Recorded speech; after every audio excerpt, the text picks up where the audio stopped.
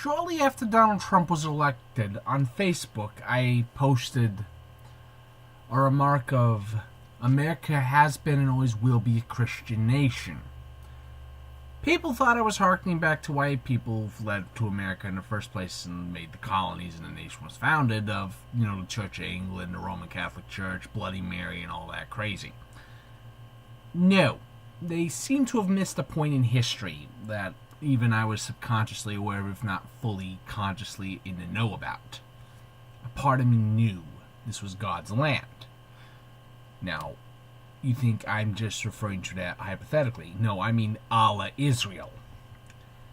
Because the founders and the pilgrims were such devout Christians, true Christians, that they wanted to make a new land of God, because at the time Israel was kind of absent. So there was no place for them to flee.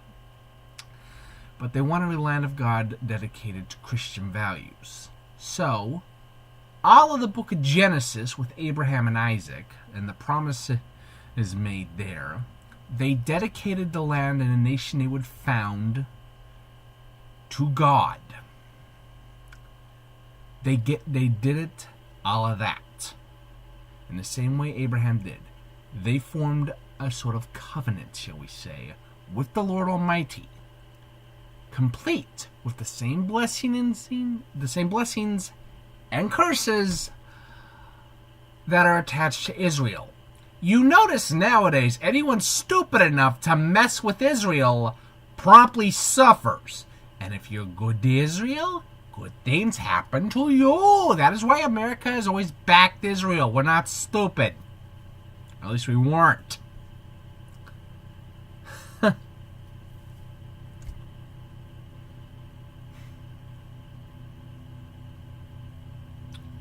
And notice, there were many nations in the UN that wanted to block America recognizing that. America had veto power, but few nations backed America up. And Ambassador Nikki Haley to the UN promptly said it best. We will remember those who voted against them, but not just us. God remembers. It is the end days. It is the end times. And in this day, America and Israel are recognized as the same thing. God's land. This is God's land. If you are not comfortable with that thought, I suggest you pack up and move to Canada or England or somewhere else. Because God's not going to tolerate unbelief. Or shall I say, things that are a smoke unto his nose in his land. Violate his will, and I imagine it will not look good for you.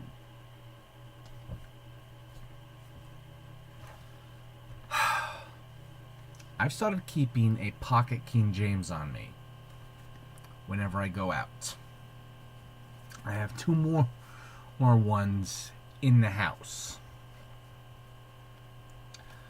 for when I promptly want to read in something a bit bigger, but for some reason I've been compelled to bring out this one. Mythbusters once said a Bible can't stop a bullet. It's not the Bible itself that stops the bullet. It's God using the Bible and his power to stop the bullet. This is bulletproof, and not in the fashion you think. These are more than just mere ideas. These are the words of a divine being, of a cosmic entity so massive and powerful he can remove himself from linear space-time on a whim, view the whole of space and time, past, present, and future at once, and promptly plan accordingly. There's a reason he's allowed to change his mind, and he has in this book, in the Old Testament even, on multiple occasions. It is biblical. God is allowed to say, I got a better idea. He's infallible, but that doesn't mean he sets everything at once. He can change his mind. The original prophecies for Donald Trump had the timing around 2012 he'd be elected. But then he saw his people weren't ready and promptly said, okay, Obama, you want to steal the election? Fine, you get 4 more years. But then I'm putting in my reigner. People like to think. And oddly enough, around 2010, I started to get at the hint of paying attention to Donald Trump. I didn't know why. It irked me something fierce. Why should I pay attention to this businessman that has a TV show? It's like some newfangled celebrity. I didn't want that.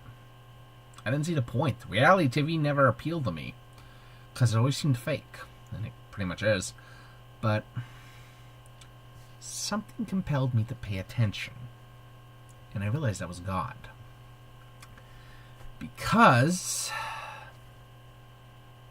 well, Mom's always told me and Michelle when she was alive how to listen for God's word and how to know it is God. And also to be certain to chase away the devil and make sure you ignore him. The devil promptly was scared of my mom. I know that because one person broke into her car and we didn't have a garage at one point. Once. She went into a full-on rat in the middle of the night to the neighborhood about what would happen if... Not something she would do, but what would happen via God's wrath if they went after her stuff again. No one went near our house, our car. If they saw us on the street, they promptly avoided eye contact and would turn away. If they were in the corner and they thinking they crossed the road, I would literally see people as I was crossing the road walk over there and halfway across the street, walk halfway down the street, walk across the street, walk back, and then walk that way. Just, yeah. Nobody screwed with my mom and got away with it. There's a reason I say she's qualified for sainthood. I believe she was anointed. It fits.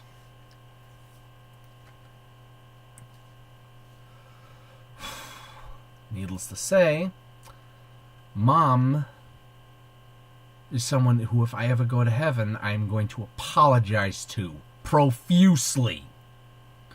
I am going to probably get on my knees and beg for her forgiveness because goodness knows, Lord knows even, I have to.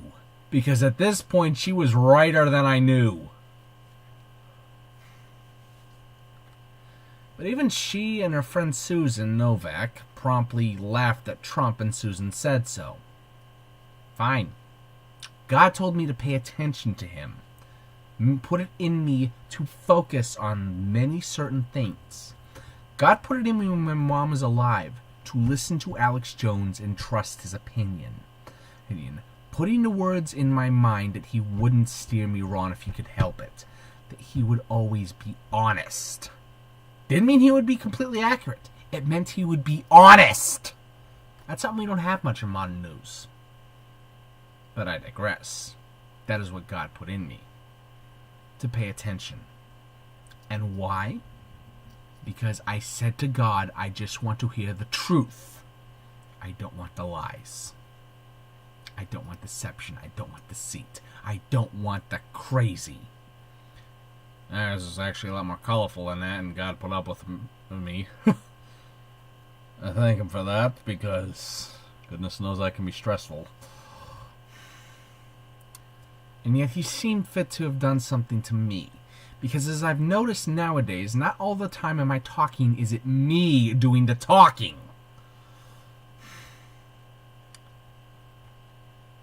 Because that Christian land thing, I have no idea where that thought came from. Because I guarantee it wasn't from my brain. And the devil wouldn't make that kind of declaration. Not something that he would do. No. That was God. outright using me to point out what needs to happen and what's going to happen. Those who are against God are going to find themselves compelled to leave this land. And one way or another, even if they have to leave stuff behind, they gonna go. Bye-bye.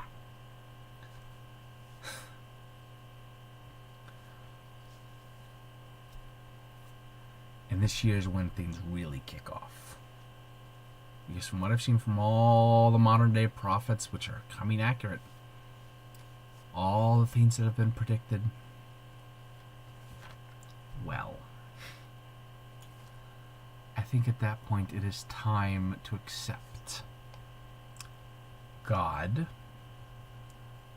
is not happy with how people have treated his land, his children in this nation. They have preached a false doctrine of a green gospel. They have preached a false doctrine of atheism and evolution and Darwinism. They even seem to want to preach social Darwinism, which is extra stupid. You want to see an example of that? You don't know. Just all kinds of stupid. Oh, good Lord. Yeah. Needless to say,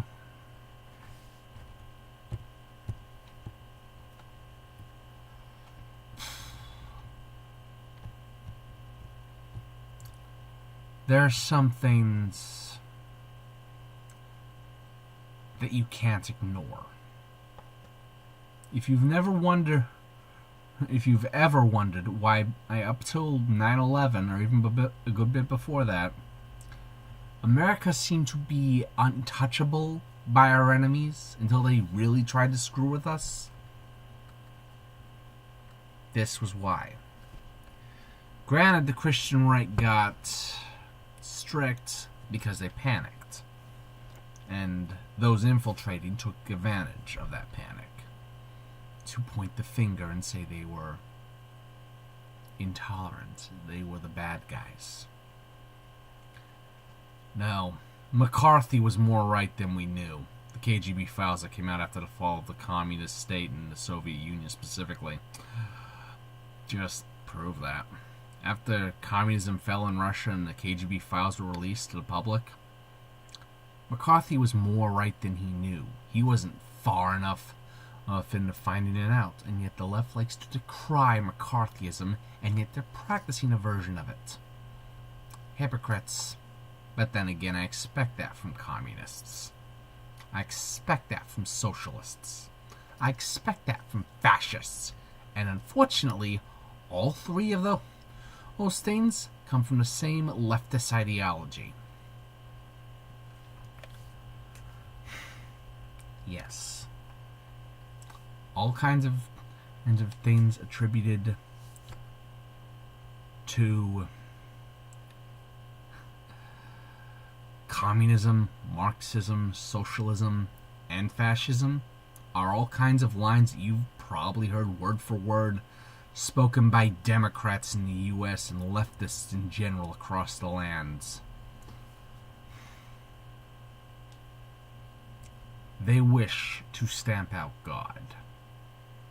They think they can be better than him. Newsflash. He's called the Lord Almighty.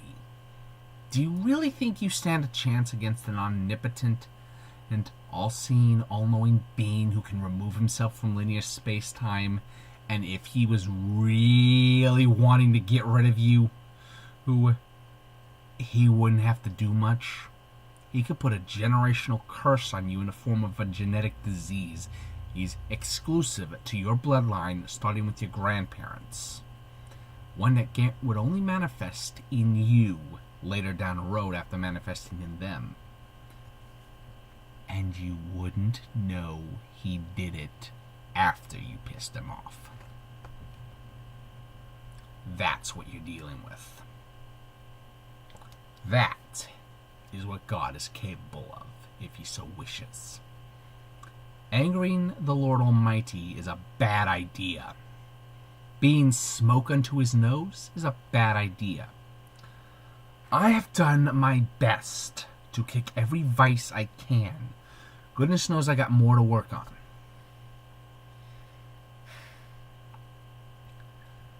But no one ever said you become a Christian and you're clean perfectly, that you're a perfect person. No.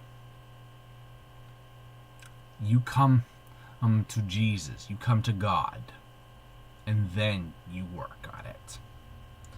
A part of you realizes you need Jesus in your life. You need God.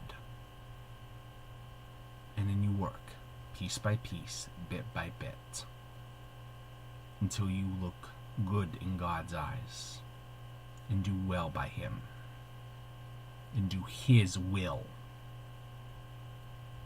Perfection is not expected of us, but we are expected to make the effort, to do our best. If we are weak on our own, and God alone is not able to help us the way we need, because we need someone physically there to restrain us in some areas, ask God for someone to be there. He will provide. And that's assuming by the time you ask, there isn't someone already in a room with you, ready to help. Yeah, God's kind of quick like that. He already knows before you ask what you need. So learn.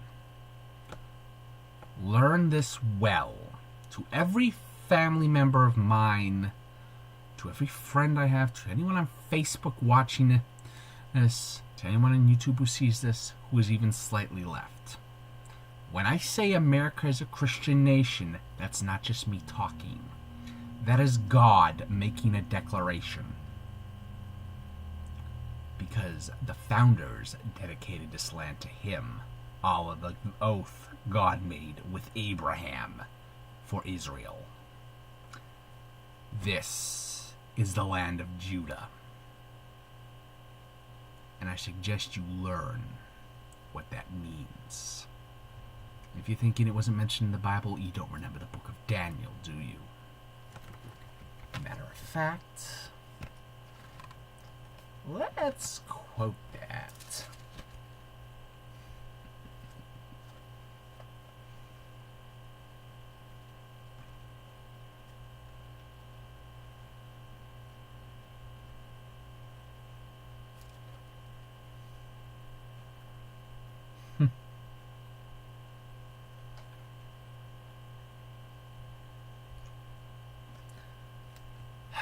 Book of Daniel, chapter 7,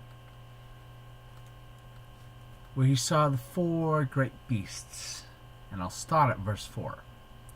The first was like a lion, and had eagle's wings. I beheld till the wings thereof were plucked, and it was lifted up from the earth, and made to stand upon the feet as a man, and a man's heart was given to it. The lion is England.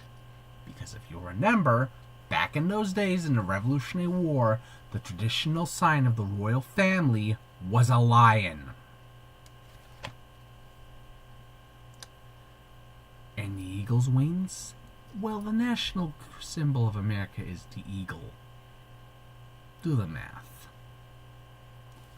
God knew America was coming, and He accepted the covenant because He had already decided that it was His United States of America.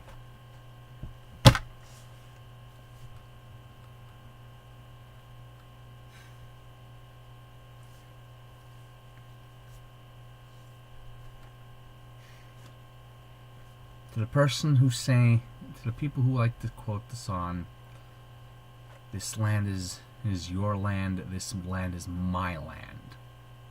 No. This land is God's land, and He has final say. Consider that the next time you want to violate one of the Constitution rules, because they are considered the rights He endows us with, even the Second Amendment. learn to deal with that. Because God is taking note of everyone who speaks against his will. And I guarantee you, he will make certain that all those who spoke against him have his displeasure made known to them. Enjoy that thought. I take no pleasure in knowing people will suffer because of their foolishness. But in this case, it's a necessity.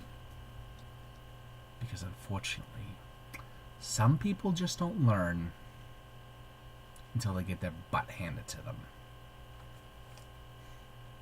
Till next time.